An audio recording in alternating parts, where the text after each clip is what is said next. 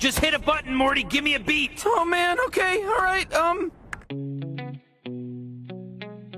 Manchester United 1, Chelsea 3, a tactical analysis. Lampard's masterclass defeats Solskjaer.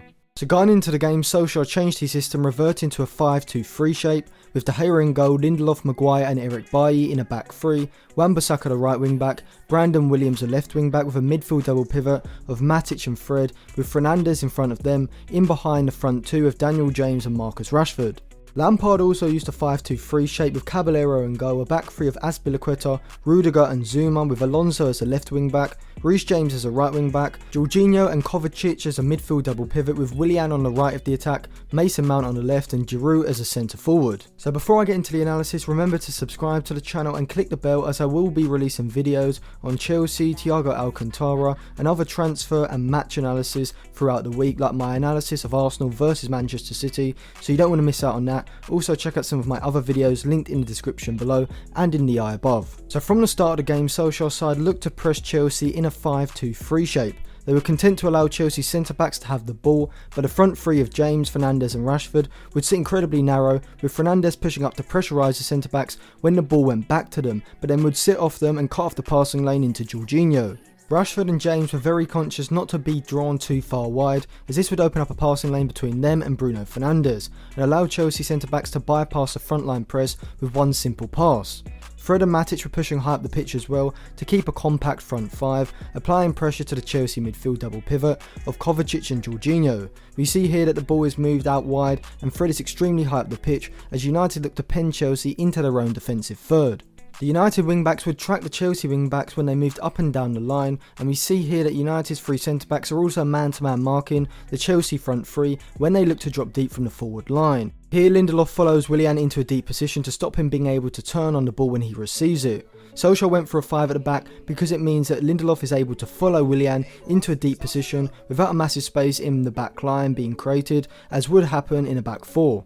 United were well organised and stopped Chelsea being able to move the ball through the centre of the pitch with ease. However, they didn't succeed in using their press as an offensive weapon. What I mean by this is that when a side looks to press high, it's designed to firstly stop the opposition being able to move out of their defensive third easily, but also win the ball back high up the pitch. United weren't able to do this because of the ball playing ability of Chelsea's players in those deep positions. Chelsea used a 3-4-2-1 possession shape with the wing-backs pushing up the pitch and the centre-backs moving into wider positions to stretch the United compact front five. Jorginho and Kovacic would drop deep looking to get on the ball, and they were both excellent under pressure, as when they received the ball they didn't get caught on it, moving the ball on quickly and allowing Chelsea to work the ball up the pitch and get into the middle third. In contrast, United struggled with this. Chelsea also pressed in a 5-2-3 shape, however Kovacic remained slightly deeper to pick up the movement of Bruno Fernandes, whilst Jorginho would squeeze up the pitch onto Fred to create a diamond pressing shape. You can see here how narrow Mount and Willian are positioned, and Lampard did this for the same reason that Solskjaer did it at the other end, to stop United being able to work the ball into Matic and Fred in the centre of midfield. If you watch my analysis of United's previous games, which will all be linked in the description below and in the eye above, you'll see that a massive feature of United's possession system is using the two central midfielders to progress the ball up the pitch. Chelsea's narrow shape stopped this from happening and forced United to move the ball out to the wing-backs, where they would then look to use a trigger press, as they knew that Williams and Wan-Bissaka weren't comfortable on the ball when under pressure. We can see here that Wan-Bissaka receives the ball but doesn't get it out of his feet quickly enough, ponders on it and invites pressure, allowing Chelsea to squeeze up onto that side, cutting off Wan-Bissaka's passing options, which in turn forces Wan-Bissaka to play a backwards pass that results in an aimless long pass forward, gifting Chelsea back the ball. Chelsea dominated possession and were able to progress their attack by using the space wide of United's narrow front five. Here we see the wing-backs for Chelsea have pushed high up the field, dragging Williams on this left side back into a back five, which therefore gives Azpilicueta space wide of Rashford and Matic to move forward with the ball into United's defensive third. Chelsea used Giroud as a target man, playing passes from deep positions into his feet and chest, which enabled them to bypass United's compact aggressive press and move the ball into the middle third, as Giroud would lay off the ball full of midfielders in behind him. United didn't have this ability, so were unable to get the ball into Bruno Fernandes in between the lines, which is where a lot of their attacks had stemmed from in previous games. United also lacked advanced width, or at least the ability to progress the ball up the pitch down the flanks. Williams and Wan-Bissaka were constantly turning backwards and slowing up the move when in the middle third, and didn't offer anything in the final third either. Here we see Williams receive the ball on the left flank in a situation where he can isolate Mount in a one-on-one. Instead of taking this chance, he turns backwards and plays the pass back to Matic. Ideally, you'd want your left wing back to look to get to the byline from this position to get in a good cross, which is what we saw Alonso and James doing for Chelsea, but this became more prominent in the second half. Daniel James also offered nothing from that right side. He only seems effective when in a counter-attack, when he has space to run into. We saw him make runs in behind the back line on a few occasions, but mostly was unable to even get on the ball and work anything of substance when Chelsea retained a deep defensive shape in their defensive third. After Bailly went off injured, United brought on Martial and reverted to a 4-2-3-1 shape, which coincided with Chelsea's first goal. The goal was a combination of errors. As Willian has the ball on the flank, Williams needs to either move to close him down quickly or drop deep to track Azpilicueta's run. He does neither, and Matic behind him also is in two minds about whether to step to close down James or track the run, and in the end does neither as well, allowing Azpilicueta to run through and put in a great low cross across the box. So when the ball is on the flank, we can see Giroud standing with Lindelof, and the Swede, like for Southampton's late goal last week, isn't strong enough to get in front of his man and allows Giroud to make his trademark run across him to the near post where he gets a flick on the ball, which De Gea should save, but yet again makes a shot stopping mistake. So going into the second half, it was interesting to see whether United's change of shape would change the way the game was going, but instead we saw Chelsea's press continue to be effective.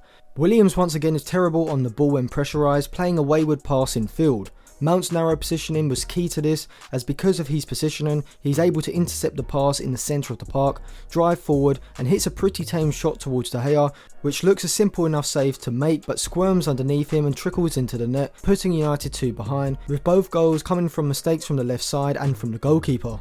United had reverted to their usual possession shape in the 4-2-3-1, looking to find Fernandes in between the lines, but Chelsea continued to do an excellent job of cutting off these passing lanes, with their narrow midfield four being the sole reason behind this.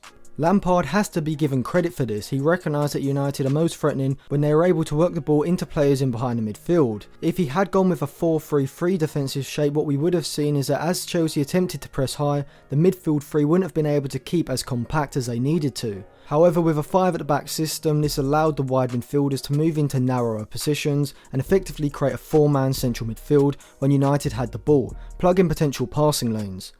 Pogba and Greenwood did come on as well, but this didn't seem to have much effect, as the main problem was that Chelsea were congesting the midfield far too much. When United were able to work the ball into Chelsea's defensive third, they shuffled across quickly, congested that area and suffocated United players anytime they had the ball around the Chelsea area. What United needed was an outlet on the flanks, but Williams and Wan-Bissaka, as I've already specified, did not have this ability. Chelsea on the other hand had this in abundance from their wing-backs. They looked to use Giroud as they did in the first half, playing passes into his feet where he's extremely accurate at laying off the ball and therefore allowing Chelsea to maintain possession in United's half. This then allows the wing-backs to motor forward, injecting pace into the attack and provide an overlapping option.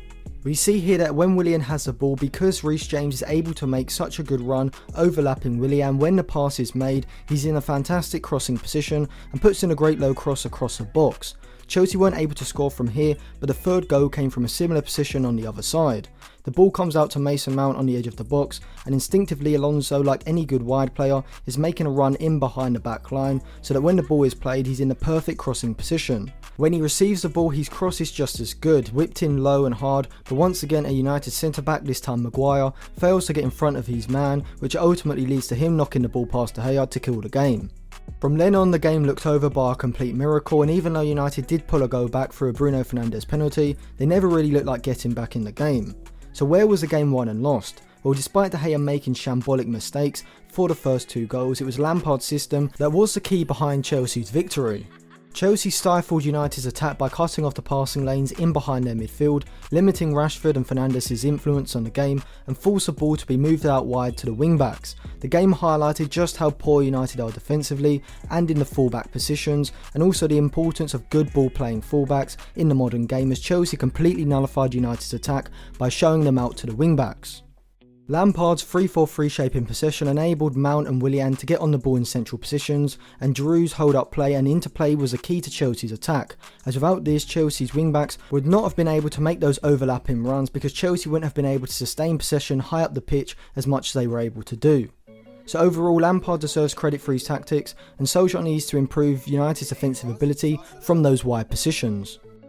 Thank you for watching. If you enjoyed that video, remember to give the video a like, subscribe to the channel and click the bell, and check out some of my other videos linked in the description below. Hey Ross, sauce it up.